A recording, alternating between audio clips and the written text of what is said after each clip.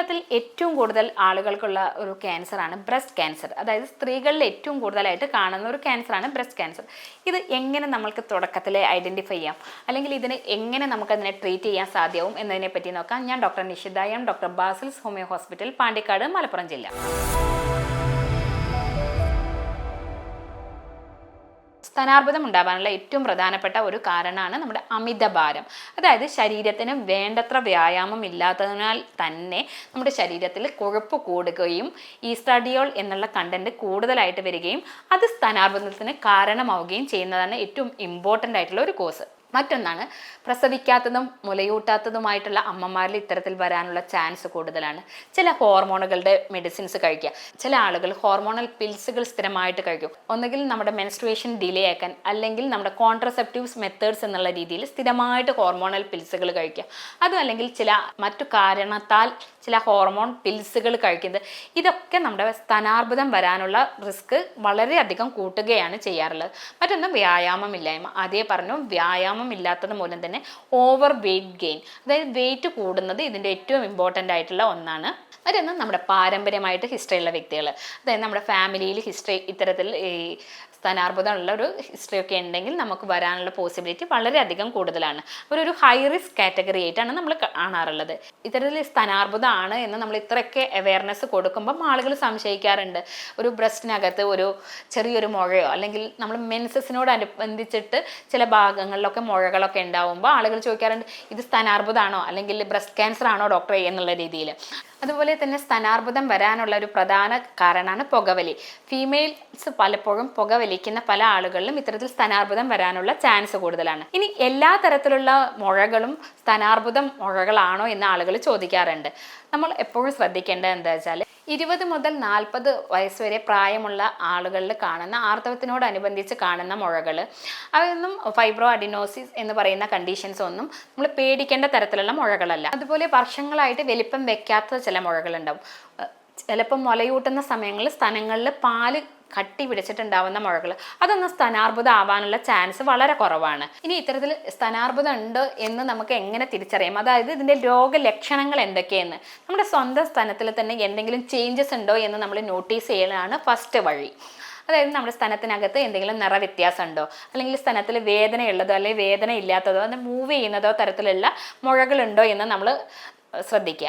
അതുപോലെ തന്നെ നമ്മളെ സ്തനത്തിനകത്തുള്ള മുലക്കണ്ണിനകത്ത് എന്തെങ്കിലും ഉള്ളിലേക്ക് റിട്രാക്ട് ചെയ്യുക, ഉള്ളിലേക്ക് വലിഞ്ഞിരിക്കുക, അല്ലെങ്കിൽ അതിനകത്ത് നിന്ന് രക്തം കലർന്നിട്ടുള്ള എന്തെങ്കിലും സ്രവങ്ങൾ വരുന്നുണ്ടോ എന്നുള്ളത് നോട്ട് ചെയ്യേണ്ടതാണ്. അതുപോലെ തന്നെ നമ്മുടെ കക്ഷഭാഗങ്ങളിൽ ഉണ്ടാകുന്ന ആ ഭാഗങ്ങളിൽ വല്ല കയലയ്ക്ക് വീക്കുണ്ടോ എന്നുള്ളത് ഏറ്റവും ഇമ്പോർട്ടൻ്റ് ആയിട്ടുള്ള ഒരു കാര്യമാണ്. ഇത്തരത്തിൽ ക്യാൻസർ ആവാനുള്ള പോസിബിലിറ്റി ഉള്ള കണ്ടീഷൻസിലാണെങ്കിൽ ഇത്തരത്തിൽ നമ്മുടെ കക്ഷഭാഗത്തുള്ള കയലകൾക്കൊക്കെ വീക്കം വരാനുള്ള ചാൻസ് വളരെ കൂടുതലാണ്. ഇനി ഇത്തരത്തിൽ ഈ സ്തനാർബുദം ആണോ എന്ന് നമ്മൾ എങ്ങനെയാണ് പരിശോധിക്കുക? നമുക്കൊരു ദിവസവും ഏതൊരു സ്ത്രീക്കും അവർക്ക് തനിയെ തന്നെ ഇത് ഫസ്റ്റ് ഘട്ടത്തിൽ നമുക്ക് പരിശോധിച്ച് നോക്കാവുന്നതാണ്. അതിൽ ഏറ്റവും ഇമ്പോർട്ടൻ്റ് ആണ് നമ്മൾ മെൻസസ് കഴിഞ്ഞിട്ട്, മെൻസസിന് കൃത്യമായിട്ടൊരു മെൻസ്ട്രുവൽ സൈക്കിളുള്ള ഒരു വ്യക്തിയാണെങ്കിൽ മെൻസസ് കഴിഞ്ഞിട്ട് ഒരു 10ാമത്തെ ദിവസത്തിൻ്റെ ഉള്ളിൽ നമ്മൾ ഒരു മിററിൻ്റെ മുന്നിൽ നിന്നിട്ട് നമ്മളുടെ ഈ കയ്യിൻ്റെ ഈ പാമിൻ്റെ ഈ ഏരിയ നന്നായിട്ട് പ്രസ് ചെയ്ത് നോക്കുക. ആ ഭാഗങ്ങളിൽ എന്തെങ്കിലും തടിപ്പുകളോ അതുപോലെ തന്നെ നിറവ്യത്യാസമോ അല്ലെങ്കിൽ നമ്മുടെ ബ്രസ്റ്റിൻ്റെ മുലക്കണ്ണുകളൊന്ന് പ്രസ് ചെയ്ത് നോക്കുക. അതായത് നിപ്പിൾസ് ഒന്ന് പ്രസ് ചെയ്ത് നോക്കുക. കാരണം അതിനകത്ത് നിന്ന് എന്തെങ്കിലും ഡിസ്ചാർജസ് വരുന്നുണ്ടോയെന്ന്. ഇത്തരത്തിൽ രക്തം കലർന്നിട്ടുള്ള ഡിസ്ചാർജസ് ഒക്കെയാണ് വരുന്നതെങ്കിൽ നമ്മൾ പ്രത്യേകം ശ്രദ്ധിക്കുക. എന്നിട്ട് അതിനനുസരിച്ചിട്ടുള്ള ബാക്കിയുള്ള ടെസ്റ്റുകളും കൂടി നമ്മൾ ചെയ്ത് നോക്കേണ്ടതാണ്. ഇനി ഇത്തരത്തിൽ ഈ ബ്രസ്റ്റ് ക്യാൻസർ ആണോ എന്ന് നമ്മൾ ടെസ്റ്റ് ചെയ്യാൻ വേണ്ടിയിട്ട് വളരെ ലളിതമായിട്ടുള്ള ചില ടെസ്റ്റുകൾ കൂടെ തന്നെ നമുക്കിത് ചെക്ക് ചെയ്യാൻ പറ്റും. അതിനകത്തുള്ള ഒന്നാണ് ട്രിപ്പിൾ ടെസ്റ്റ്. മറ്റൊന്നാണ് മാമോഗ്രാം. നമുക്കറിയാം വളരെ കോമൺലി കേൾക്കുന്നതാണ്. 40 വയസ്സൊക്കെ കഴിഞ്ഞിട്ടുള്ള സ്ത്രീകളാണെങ്കിൽ മാമോഗ്രാമാണ് കൂടുതലായിട്ട് സജസ്റ്റ് ചെയ്യാറുള്ളത്. അതുപോലെ സി ടി പറയാറുണ്ട്, അൾട്രാസൗണ്ട് പറയാറുണ്ട്. ഇതൊക്കെ എന്താ വെച്ചാൽ നമ്മൾ അതിൻ്റെ ഇൻറ്റൻസിറ്റിയും ഇതൊക്കെ നോക്കിയിട്ടാണ് നമ്മൾ അതിനനുസരിച്ചിട്ട് അതിനെ എന്തൊക്കെ ടെസ്റ്റുകളാണ് ചെയ്യേണ്ടത് എന്ന് പറയാറുള്ളത്. അപ്പോൾ ഇത്തരത്തിൽ ഈ ബ്രസ്റ്റ് ക്യാൻസർ ഉണ്ടാവാതിരിക്കാൻ വേണ്ടി നമ്മൾ പ്രത്യേകം ശ്രദ്ധിക്കേണ്ടതെന്ന് വെച്ചാൽ കൃത്യമായിട്ടുള്ള വ്യായാമം ഫോളോ ചെയ്യുക, അമിതഭാരം ഒഴിവാക്കുക, അതുപോലെ തന്നെ ഹോർമോണുകളുടെ പിൽസുകളൊക്കെ ഒഴിവാക്കാൻ വേണ്ടി പ്രത്യേകം ശ്രദ്ധിക്കുക. പ്രസവിക്കാത്തതും മുലയൂട്ടാത്തതുമായിട്ടുള്ള അമ്മമാർ ഹൈ റിസ്ക് കാറ്റഗറിയാണ്. അവർ ഇടയ്ക്കൊരു സ്തന പരിശോധന നടത്തേണ്ടതാണ്. അതുപോലെ തന്നെ ഏതൊരു സ്ത്രീയും ഒരു 6 മാസത്തിനുള്ളിൽ തന്നെ സ്വയം പരിശോധന നടത്തേണ്ടത് അത്യാവശ്യമാണ്.